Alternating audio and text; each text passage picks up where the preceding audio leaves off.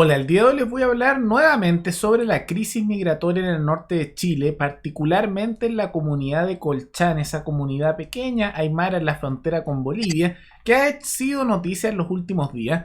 Y quería hablar en principio de otro tema a esta hora. Pensaba hablar un poco de las elecciones de Ecuador porque tienen este domingo elecciones presidenciales y vamos a hablar de eso el día de mañana.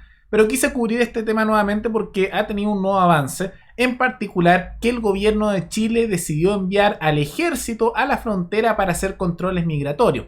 Y vamos a ver qué significa esto, si esto es bueno o malo, y particularmente cómo se desvirtúa muchas veces la discusión de fondo, o sea, de qué es lo importante mencionar acá, que tiene que ver con respecto a quién debe poner las reglas migratorias, quién tiene derecho a decidir eso, y pasa, como ocurre tanto en la política, que se ponen todos a discutir la medida parche como si ese fuera el tema de fondo. ¿Deberían enviar militares? ¿No deberían enviarlos? ¿Cómo van a hacer sus acciones? Se desvirtuó un poco el tema. Pero vamos a ver todo eso con más detalle a continuación.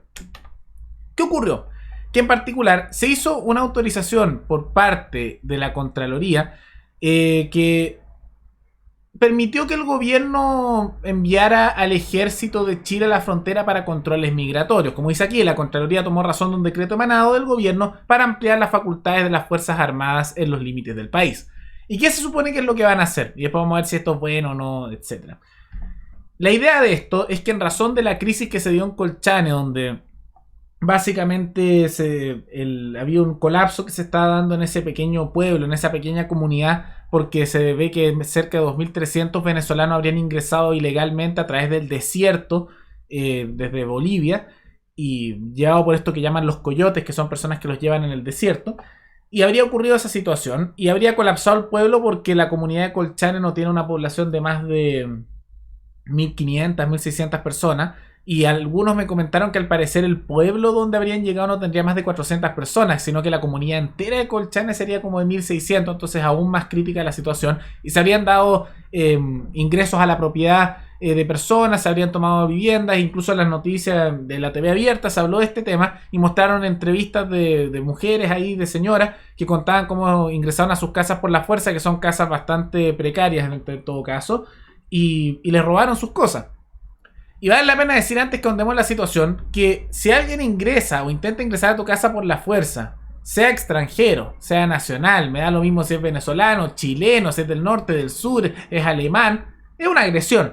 Y lo legítimo en esa situación sería que los habitantes de la zona local se defiendan, porque claramente el Estado no es capaz de hacerlo, ni siquiera tampoco debería tener la facultad de hacerlo. Porque uno, ¿qué carabineros van a llegar allá? ¿Qué policías llegar a un pueblo pequeño fronterizo? Y segundo, es bueno que se dé la descentralización del poder y de la fuerza para que los ciudadanos puedan establecer sus propias reglas y puedan defenderse. Y por eso es tan importante cosas como la tenencia de armas, para que las personas puedan defenderse a ellos, sus trabajos, sus familias y sus viviendas. Porque si alguien trata de meterse, un grupo de personas a tu casa, y te la quieren robar o se la quieren tomar, tienes derecho a defenderte. Y ojalá hubiera podido ocurrir eso, pero lamentablemente hay tantas restricciones y se ha implementado una mentalidad estatista que se manifiesta a través de estos nanoestatismos de la población que lo tienen integrado en su pensamiento, que esa situación no se da.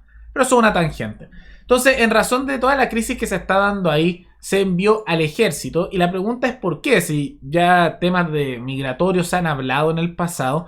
Y yo creo que particularmente tiene que ver con que el alcalde de Colchane, que también es aymara, se contactó con medios bolivianos y estaba pidiendo la ayuda al presidente de Bolivia. Y yo noté que después de que ocurrió eso, eso encendió las alarmas de todos los políticos desde la derecha a la izquierda y ahí empezaron a preocuparse del tema. Porque empezaban a temer, me da la impresión, de que Bolivia empezara a tratar por simpatía, podríamos decir, de tratar de dar una solución y que eso genere simpatía en pueblos fronterizos que después quieran pasarse a Bolivia a nivel de soberanía. Me da la impresión que es por eso, porque muchas veces los políticos no se preocupan de estas cosas hasta que está la posibilidad de que otro estado pueda tomar control de cierto territorio habitado, porque en ese caso los políticos, como buenos parásitos que son, no quieren perder a súbditos de los cuales sacarles dinero, a los cuales controlar, porque en la práctica los estados casi como si fuera un neofeudalismo. Nosotros somos los siervos de los políticos y nos estrujan, nos sacan todo lo que pueden y no les importamos demasiado. Pero en el momento en que está la posibilidad de que haya otro grupo feudal, como son los políticos de otro país, que pasen a tomar control sobre esa gente, ahí se preocupan porque es perder a un siervo, ¿no?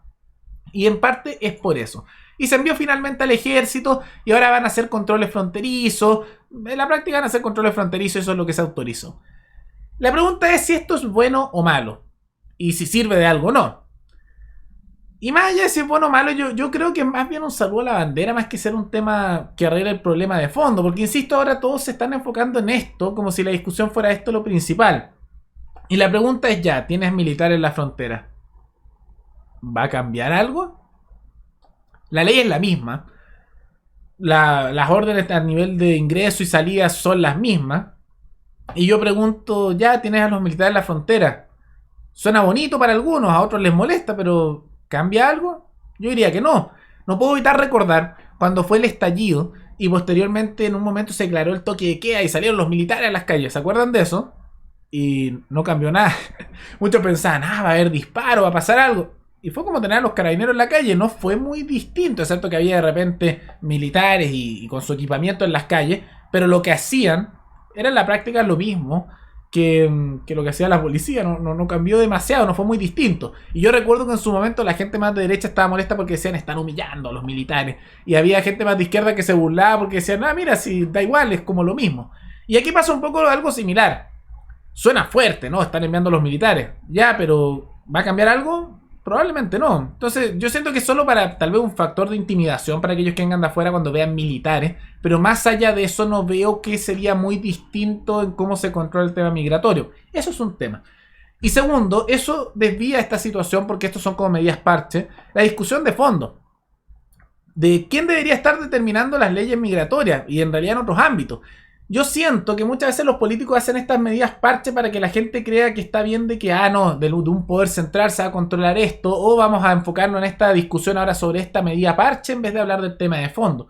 Y yo creo que aquí la discusión principal debería ser de quién tiene la facultad para decir quién puede entrar o quién puede salir, o las normas tanto a nivel interno en temas migratorios como también en otras áreas. Y por eso es tan importante el tema de la descentralización, que yo noto que los políticos de todos los sectores no les gusta enviar la conversación en esa dirección, porque va contrario a sus beneficios, porque les da autonomía a los habitantes locales para resolver sus propios problemas.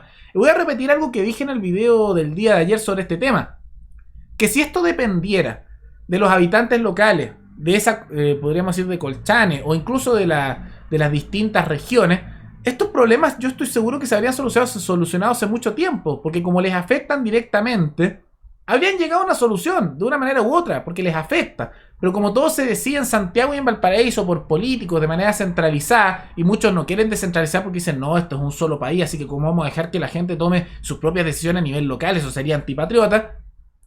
No quieren dar autonomía, cuando lo mejor y lo más legítimo sería que los mismos habitantes del territorio puedan tomar sus propias decisiones tanto a nivel económico, a nivel migratorio, en todo ámbito. Porque eso es un tema de la autonomía. Y es por eso que hay que empujar la descentralización, porque siempre estas medidas se hacen tarde, cuando los problemas ya son críticos. Generalmente son medidas parche que no solucionan nada, y después se olvida el tema. Yo les aseguro que en una semana o dos de esto no se va a hablar y ahí va a quedar el tema. Y no va a haber cambiado mucho, y va a ser como la noticia de la semana y después pasó a otro tema, un poco como funcionan las noticias. Y por eso la solución de fondo a esto no está en pedir que un político haga algo de una cosa u otra, sino empujar, que además es algo que tiene apoyo transversal desde la izquierda a la derecha, la autonomía, pero autonomía de verdad, de las regiones que hay en Chile, que serían provincias en otros países, pero las regiones de Chile, para que puedan tomar sus propias decisiones en todo ámbito a nivel interno, en temas de seguridad, en temas migratorios, en temas legales, en temas tributarios, todo. Entonces ahí cada población de cada región va a poder tomar distintas decisiones que son adecuadas a su contexto. No es lo mismo los problemas que están en la Araucanía que lo que se puede dar en San Fernández, en Tierra del Fuego, como tampoco es lo mismo que ocurre en Arica o en Iquique o en Antofagasta. No es lo mismo. Entonces, en consideración de eso, lo ideal sería pedir esa autonomía para que después los que tienen estos problemas en una región se podrán enfocar en eso, y tal vez su temática principal en algunas regiones del norte va a ser la inmigración. Pero para otros, como las regiones de la Araucanía, aunque pueden tener todos opiniones sobre todos los temas, probablemente su primera temática no es la inmigración para alguien que está en la Araucanía, sino el nivel de violencia que se hace en esa región, al igual que en la región del Biobío, donde hay ataques terroristas y enfrentamientos y mucha violencia. Esa va a ser su primera temática.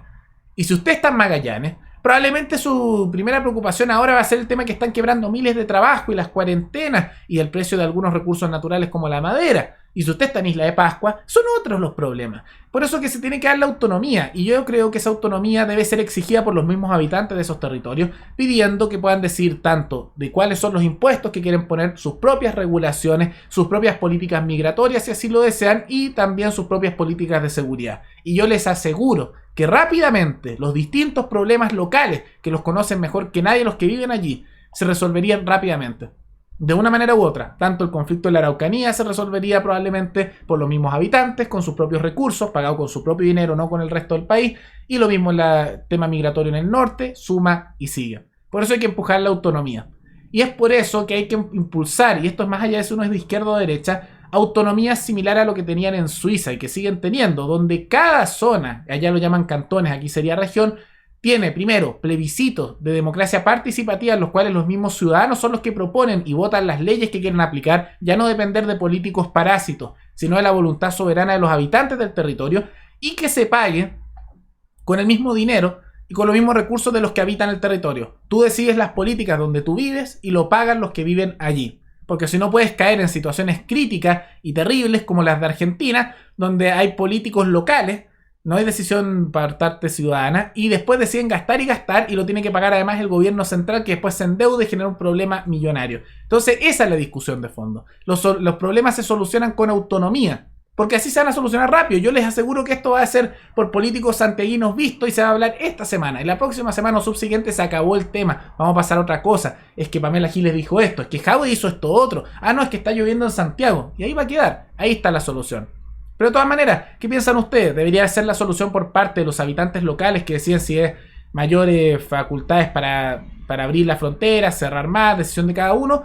¿O debería ser un tema que debería ser decidido por parte del gobierno central, por los políticos que están en Valparaíso, en Santiago y por el presidente? Ahí ustedes pueden comentarlo, díganlo abajo en los comentarios. Y recuerden que me pueden recomendar algún tema, alguna noticia también en los comentarios, no solo de Chile, sino también de otros países. Recuerden que mañana vamos a hablar un poco del tema de Ecuador y sus elecciones presidenciales, ya que hay 3 candidatos que son interesantes. Uno que es de izquierda, otro que también es de izquierda y uno que podríamos decir que es de derecha, y vamos a ver la comparación porque está un poco peleada la elección en ese país y puede terminar muchos cambios a futuro. Pero de todas maneras recomienden abajo y nos veremos en el siguiente video. Hasta luego.